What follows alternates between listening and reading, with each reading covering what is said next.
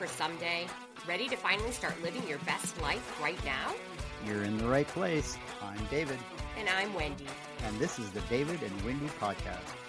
We're your life coaches here to move you from excuses to action. From mastering your mindset to finding real joy, we're keeping it real, raw, and maybe just a little ridiculous. Let's get into it, Wendy. Let's go, David! David and Wendy podcast. This week we are talking about the belief and expectation machine. Interesting. What is the belief and expectation machine, David? Great question, Wendy. So, as things do for me, this is just something that's kind of coalesced as I continue to refine my perspective and understand and the understanding of things, my understanding of things anyway. And so this just kind of popped out. And what it really is for me, a tool that is, it's a way of visualizing the circular repetitive process that runs automatically really and fully for some. Some people take advantage of it and don't understand it, but it's working no matter what. So there's a link to a PDF description with graphics in the show notes and also on our website under the resources menu. Oh, perfect. So, David, our listeners can go to the resources, unless they're driving, of course, and check this out for themselves. Good. I'm excited about that. So, I can't wait to hear you explain this whole process and about this document. Sure. So if you're not driving, good point. And you can maybe pause the podcast and go take a look at the PDF, which the quickest way, if you can't get to it from the show notes, is just go to the David and Wendy podcast.com. And where it starts is, and for those driving, just kind of visualize a circle. And at the bottom of the circle, like at the 6 o'clock position, is a box that I labeled our box or my box, however you want to reference that. This is your current state of mind. All your thoughts are generated here from your current beliefs and expectations, which is also referred to as your program, if you will. This is what directs your current experience. And by that, I mean it guides, it steers. So think of it as being in a completely dark room, which symbolizes the entire world. And all you can see of the room is within the small cone of a light from your flashlight, right? No reflection into the rest of the room. All you can see is right where the flashlight hits, and that's it, kind of like in the cartoons. And that circle of light is your perspective. So you can only see what you're looking at. Moving to the right in a circular way. So from the 6 o'clock position in the first image, it swings all the way around to the 12 o'clock position. And this is what I call the black box or your algorithm. And this is where your reality, your world, your experience is generated from the input from your box, at least what you perceive it to be anyway. So this black box, your algorithm that receives all of your beliefs and expectations or your mindset, and like the algorithm in social media, from your box that receives all of your beliefs and expectations your mindset, and it runs just like the algorithm in social media, except for it uses the input from your box to do what that social media algorithm does, right? So it uses those as the rules, your mindset from your box as rules to show you and confirm more of what's in your current mindset, what you currently believe and expect, what's possible, probable, and expected, and what is not. So basically, your what you're focused on goes into the box, into the algorithm, and it comes out as your experience. which I'll explain that box in a minute. It's the idea of when you're looking for something. I always use the new car analogy. You're looking for a new car, or you see a car that you really like, and it gets on your mind, and then all of a sudden you start seeing it everywhere, right? Oh, yes. I've had that experience. Yep. That's your mindset feeding the algorithm, because and then creating your experience, because all those cars were always there. You just never noticed them until you started thinking about them. So the output from the algorithm is the next box labeled your experience at the 9 o'clock position. So we're kind of going counterclockwise. From here, your experiences confirm what you've known all along to be possible, probable, and expected. Not to mention impossible represents that as well. And we can see that in words like when we say, see, I knew it, which can either mean something good or it can mean something bad, right? Or not bad necessarily, but just unwanted. See, so in other words, this always or never happens to me, which also can be positive, as in I always win at bingo or whatever, or it never happens to me. I never win at bingo, right? And that thought goes around through comes out into your experience from your the little black box, your algorithm. And then from the 9 o'clock position where your experience box is, that just feeds right back into your box at the 6 o'clock position, which is what your mindset is. So basically it's a closed loop that reconfirms everything that's in the box, because you're feeding the generator of your experience, which is generating then you have an experience, and then it feeds that box, and it's self-generating, it's self-supporting, right? And it reassures you that you are right. Your thoughts, beliefs, and expectations are always right. Oh, Phew, yeah, see, I'm not crazy. This is always, this is how it is, right? This is the yeah. self-supporting, reconfirming, and reassuring feedback loop that directs your experience. Yeah. So it sounds like to me, our brain is like a computer, right? Um, Yep. and in this model that you're sharing right now, it sounds like this is the life happening to me mode. So I'm guessing you're going to, yeah, share how we have it life happening for me mode. How do we change Exactly. that black Yeah. box, if you will? Right. This is how most people live in the way of living unconsciously, right? Things are happening to me. I am cursed, or I am unlucky, or have bad luck, or a victim to life's whim. Or there are other people that are completely live unconsciously, but in their box it's all about good stuff. Oh yeah, money always falls on my lap. Oh yeah, I always meet the right people at the right time. They just don't make the connection. So in reality, if we use the yellow brick road analogy, you are the person behind the curtain. You just don't know it yet, right? The experience comes from you, is created by you with your direction and your rules. And now you realize that the steering wheel is right in front of you, and all you have to do is grab it. And this is where intention comes in. So in the next graph, looks just like the first one, except for at the 3 o'clock position, there's a new box, which is titled Our Intention. And Mm, this is where you change the input to the black box, right? yeah.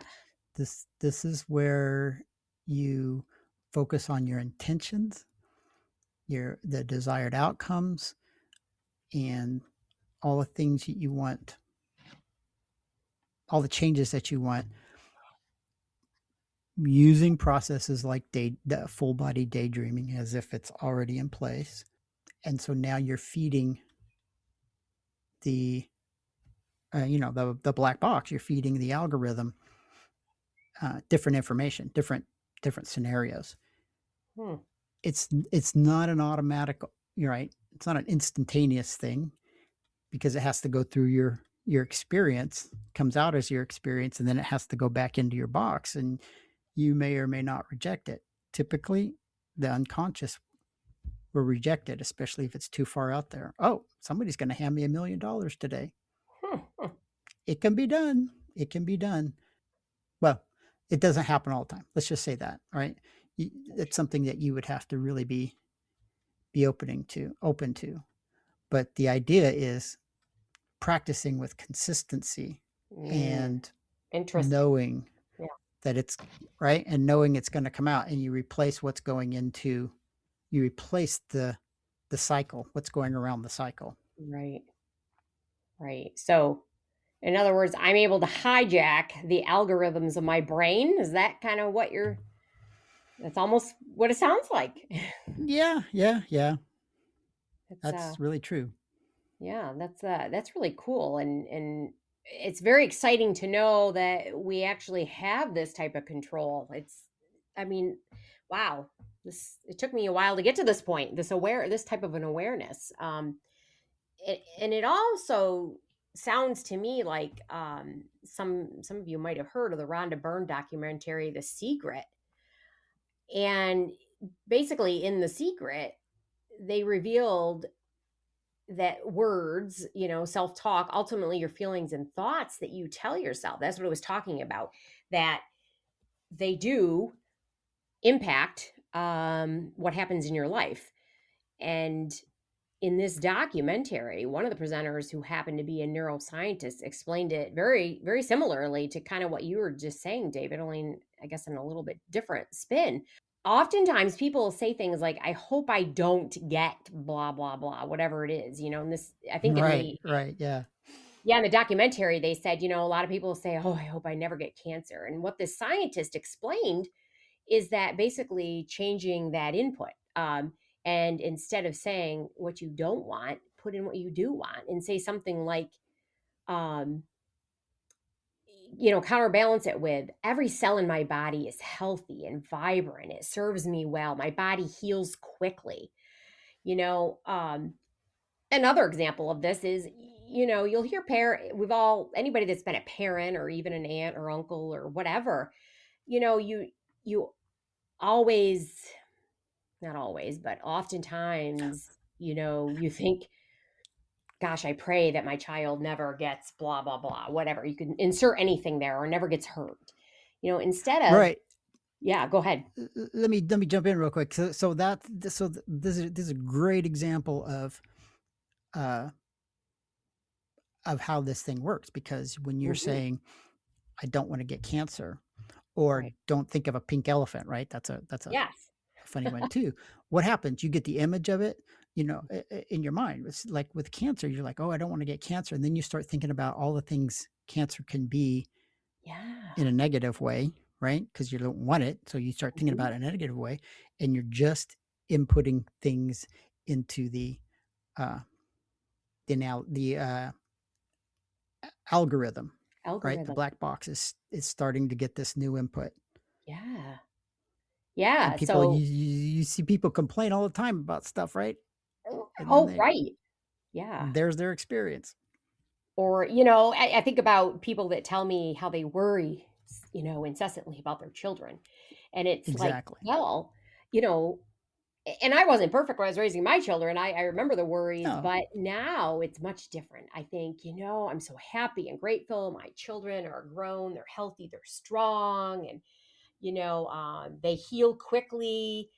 um yeah, and just staying in that positive mindset of I expect that, that's what I'm putting into that box, right?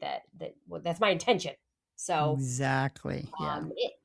and I think the key, as David would say, we both agree on this, is making this a practice and being consistent with it. Yeah. Oh yeah, yeah. Because think about it, you are already consistently practicing the thoughts, beliefs, and expectations that you have that have created your current experience. I mean, what do you regularly focus on? What is your regular mantra-like self-talk? What are you consistently complaining about? Can you see how that matches your experience? Right? And Mm. then, are you the chicken or the egg? And which comes first? Good one. Are you the result of your current mindset happening to you, or are you continually crafting a new one as you learn new things and have new awarenesses? Life happening for you and even through you. So Mm. just change that from what you don't want to what you do want. It's it's just flip the coin over. It's simply a consistent practice, and it gets easier as you go. But again, as Wendy said, the key is consistency. Changes will only occur at the level and strength of your consistency. Yes, yes. I think I'm finally understanding how this whole manifesting thing works. I love the visual that you provided. It's a new angle to look at it. And for somebody who might be more of a visual person, yeah, I think this is really going to help them understand this.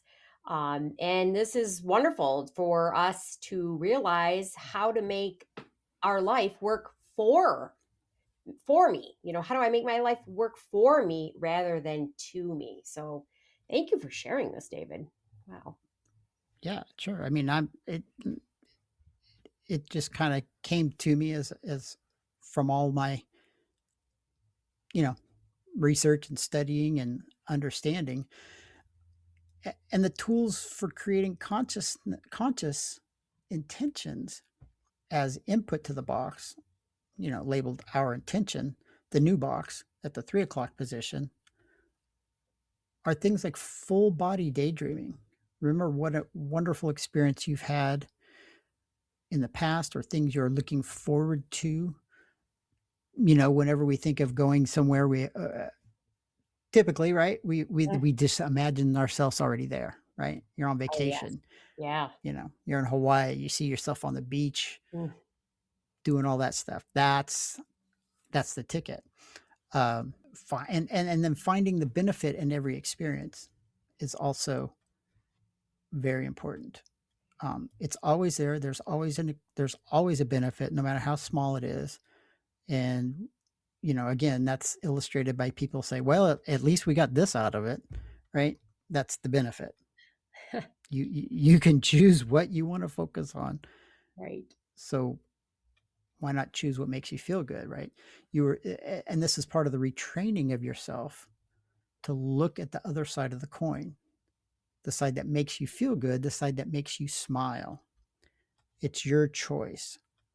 So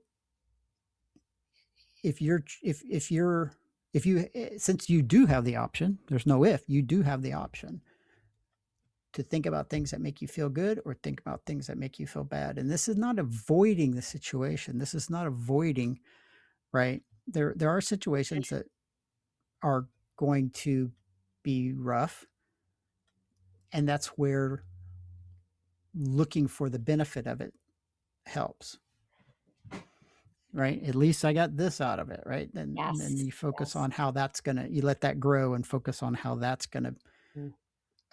be essential for you, be helpful for you. So yeah, just it's a process.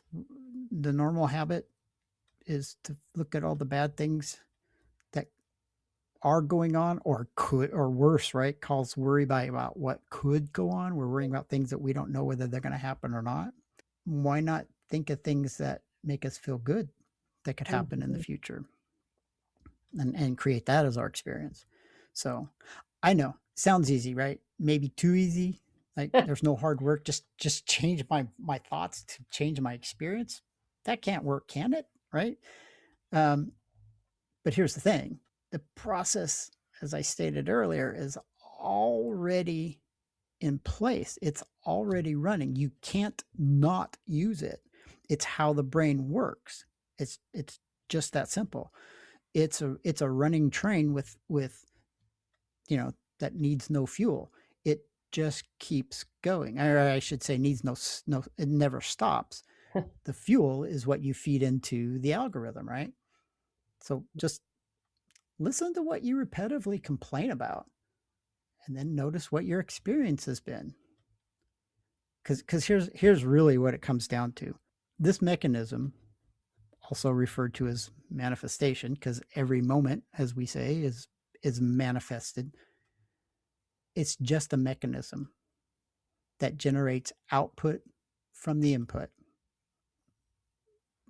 That's just it, right? And it just takes the practice is to intentionally make the input to the algorithm about the things you want as if they're already in place, instead of the input that you're using about how bad things are or unwanted things are, or whatever that is. And then practice consistently. Don't worry about being perfect. There is no perfection, but you get better. So, right, practice makes better. Wow. See, this is why David, that you and I make such a great team, because you're the brains behind a lot of this technical, the definitions, the understanding, and the ideas that are presented a lot of the times, because you have such a knack for getting us flowing, on what it is we're talking about. And I love that, the relationship of how we work together. It's great. You get my brain thinking in ways, in a depth that I didn't realize I could. So anyhow, to me, this belief and expectation machine is a great visual. And I mentioned this earlier, to show how awareness develops, really, and then how to recognize our belief system, and how to hack our internal black boxes, if you will. This is such a neat, cool concept, David, that you have kind of created, or, so thank you for sharing this whole concept.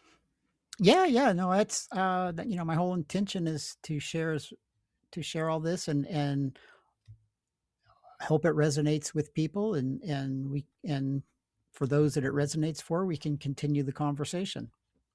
Awesome. Thank you so much, David. Well, brings us to our topic for next week. Why do people make excuses? David, do you have something to add to that? Yeah, this is actually ties into this conversation we just had, because excuses are used to limit our available options, right? It's like, yeah, well, I can do that and do that, but no, that's not possible. So it's all possible, and the excuses are powered by fear. It's either fear of change or typically fear of change, right? So the acronym for fear is false evidence appearing real, which, if you think about it, it's just a thought. All right, that's the show for this week. We hope you are feeling motivated, like you're ready to take on the world. If you got value today, do us a huge favor, like and subscribe, and leave us a review. It helps us reach more people just like you. You can find all our info in the show notes and connect with us at our website, thedavidandwendypodcast.com. We'll see you next week. And remember, always be kind, loving, and compassionate to everyone you meet.